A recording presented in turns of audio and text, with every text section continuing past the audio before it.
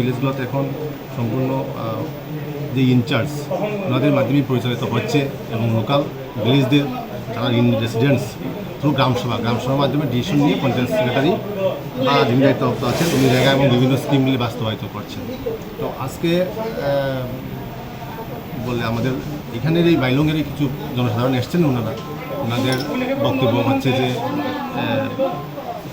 Last village committee আমাদের টিটিএসি শিশুদের এরিয়ার যে কাউন্সিলের যে ইলেকশন ফলাফল বের হয়েছে সেই মোতাবেক জনগণ একটা রায় দিয়েছেন। ওনাদের বক্তব্য বলে যে মেজরিটি পিপল যেদিকে রায় দিয়েছেন সেই অনুসারে পঞ্চায়েত পরিচালিত হওয়ার জন্য। তো যেহেতু আমাদের এখানে কোনো নির্বাচিত বডি নাই, পঞ্চায়েতের যিনি দায়িত্বপ্রাপ্ত আছেন উনি পরিচালনা করছেন এবং আগেও যেরকম করছেন উনি গ্রামসভার মাধ্যমেই করছেন। তো আমি এটাকে আশ্বস্ত করেছি যেখানে কারোর কথায় কোনো কিছু হবে না। তো পঞ্চায়েতের ম্যাক্সিমাম জনগণ যেটা চায় আর গ্রামসভার মাধ্যমে ওনারা প্রজেক্ট তুলে এনে জনগণের মতামতকে অগ্রাধিকার দিয়ে ওনারা লোকাল প্রজেক্টগুলো বাস্তবায়িত করবেন এবং জনগণকে জানিয়েই করবেন। আজকে কোনো দলের পক্ষে থেকে এটা দেওয়া হয়েছে? আজকে